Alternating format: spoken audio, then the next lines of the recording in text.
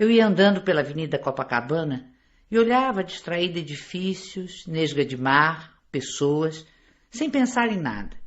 Ainda não percebera que, na verdade, não estava distraída. Era de uma atenção sem esforço. Estava sendo uma coisa muito rara, livre. Via tudo e à toa. Pouco a pouco é que fui percebendo que estava percebendo as coisas. Minha liberdade, então, se intensificou um pouco mais, sem deixar de ser liberdade. Não era tour de propriétaire, nada daquilo era meu, nem eu queria. Mas parece-me que me sentia satisfeita com o que via. Tive, então, um sentimento de que nunca ouvi falar. Por puro carinho, eu me senti a mãe de Deus, que era a terra, o mundo. Por puro carinho mesmo, sem nenhuma prepotência ou glória, sem o menor senso de superioridade ou igualdade, eu era por carinho a mãe do que existe. Soube também que se tudo isso fosse mesmo o que eu sentia, e não possivelmente um equívoco de sentimento, que Deus, sem nenhum orgulho e nenhuma pequenez, se deixaria carinhar e sem nenhum compromisso comigo. Seria aceitável a intimidade com que eu fazia carinho. O sentimento era novo para mim, mas muito certo, e não ocorrera antes apenas porque não tinha podido ser. Sei que se ama ao que é Deus, com amor grave, amor solene, respeito, medo e reverência. Mas nunca tinham me falado de carinho maternal por ele. E assim como o meu carinho por um filho não o reduz, até o alarga, assim ser mãe do mundo era o meu amor apenas livre. E foi quando quase pisei num enorme rato morto. Em menos de um segundo estava eu eriçada pelo terror de viver. Em menos de um segundo estilhaçava-me toda em pânico e controlava como podia o meu mais profundo grito. Quase correndo de medo, cega entre as pessoas, terminei no outro quarteirão, encostada a um poste, cerrando violentamente os olhos que não queriam mais ver. Mas a imagem colava-se às pálpebras, um grande rato ruivo, de cauda enorme, com os pés esmagados e morto, quieto, ruivo. O meu medo desmesurado de ratos. Toda trêmula consegui continuar a viver. Toda perplexa continuei a andar, com a boca infantilizada pela surpresa. Tentei cortar a conexão entre os dois fatos, o que eu sentira minutos antes e o rato, mas era inútil. Pelo menos a contiguidade ligava-os. Os dois fatos tinham ilogicamente um nexo. Espantava-me que um rato tivesse sido meu contraponto. E a revolta de súbito me tomou. Então não podia eu me entregar desprevenida ao amor? De que estava Deus querendo me lembrar? Não sou pessoa que precise ser lembrada de que dentro de tudo há o sangue. Não só não esqueço o sangue de dentro, como eu admito e o quero. Sou demais o sangue para esquecer o sangue. E para mim a palavra espiritual não tem sentido, e nem a palavra terrena tem sentido. Não era preciso ter jogado na minha cara tão nua um rato, não naquele instante. Bem poderia ter sido levado em conta o pavor que desde pequena me alucina e persegue. Os ratos já riram de mim no passado do mundo, os ratos já me devoraram com pressa e raiva. Então era assim, eu andando pelo mundo sem pedir nada, sem precisar de nada, amando de puro amor inocente, e Deus a me mostrar o seu rato. A grosseria de Deus me feria e insultava-me. Deus era bruto, andando com o coração fechado. Minha decepção era tão inconsolável, como só em criança fui decepcionada. Continuei andando. Procurava esquecer, mas só me ocorria vingança. Mas que vingança poderia eu contra um Deus todo-poderoso?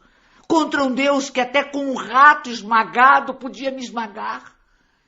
Minha vulnerabilidade de criatura só. Na minha vontade de vingança, nem ao menos eu podia encará-lo. pois eu não sabia onde é que ele mais estava. Qual seria a coisa onde ele mais estava e que eu, olhando com raiva essa coisa, eu o visse? No rato? Naquela janela? Nas pedras do chão? Em mim é que ele não estava. Em mim é que eu não o via mais. Então a vingança dos fracos me ocorreu. Ah, é assim.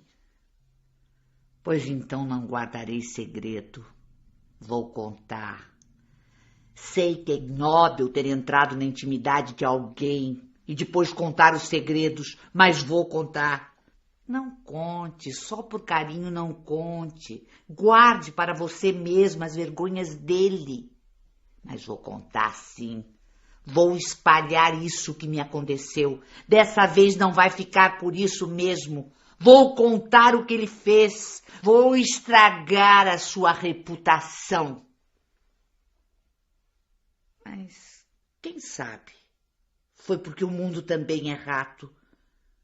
E eu tinha pensado que já estava pronta para o rato também. Porque eu me imaginava mais forte. Porque eu fazia do amor um cálculo matemático errado. Pensava que somando as compreensões, eu amava.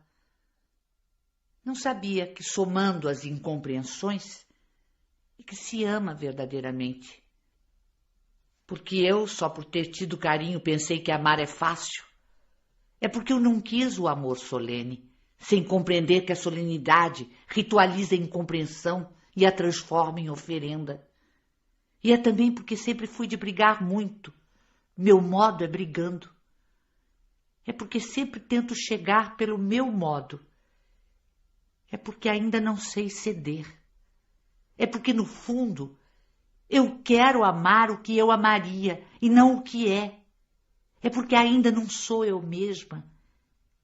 Então o castigo é amar um mundo que não é ele. É também porque eu me ofendo à toa. É porque talvez eu precise que me digam com brutalidade, pois sou muito teimosa. É porque sou muito possessiva, e então me foi perguntado com alguma ironia se eu também queria o rato para mim. É porque só poderei ser mãe das coisas quando puder pegar um rato na mão. Sei que nunca poderei pegar num rato sem morrer de minha pior morte. Então, pois, que eu use o Magnificat que entoa cegas sobre o que não sabe nem vê. E que eu use o formalismo que me afasta. Porque o formalismo não tem ferido a minha simplicidade, e sim o meu orgulho. Pois é pelo orgulho de ter nascido que me sinto tão íntima do mundo. Mas este mundo que eu ainda extraí de mim de um grito mudo. Porque o rato existe, tanto quanto eu. E talvez nem eu nem o rato sejamos para ser vistos por nós mesmos. A distância nos iguala. Talvez eu tenha que aceitar, antes de mais nada, esta minha natureza que quer a morte de um rato. Talvez eu me ache delicada demais, apenas porque não cometi os meus crimes. Só porque contive os meus crimes, eu me acho de amor inocente. Talvez eu não possa olhar o rato enquanto não olhar sem lividez esta minha alma que é apenas contida. Talvez eu tenha que chamar de mundo esse meu modo de ser um pouco de tudo. Como posso amar a grandeza do mundo se não posso amar o tamanho de minha natureza? Enquanto eu imaginar que Deus é bom só porque eu sou ruim, não estarei amando a nada. Será apenas o meu modo de me acusar. Eu, que sem nem ao menos ter me percorrido toda, já escolhi amar o meu contrário, e ao meu contrário quero chamar de Deus. Eu, que jamais me habituarei a mim, estava querendo que o mundo não me escandalizasse. Porque eu, que de mim só consegui foi me submeter a mim mesma, pois sou tão mais inexorável do que eu estava querendo me compensar de mim mesma, como a terra menos violenta que eu. Porque enquanto eu amar a um Deus, só porque não me quero, serei um dado marcado, e o jogo de minha vida maior não se fará. Enquanto eu inventar Deus, ele não existe.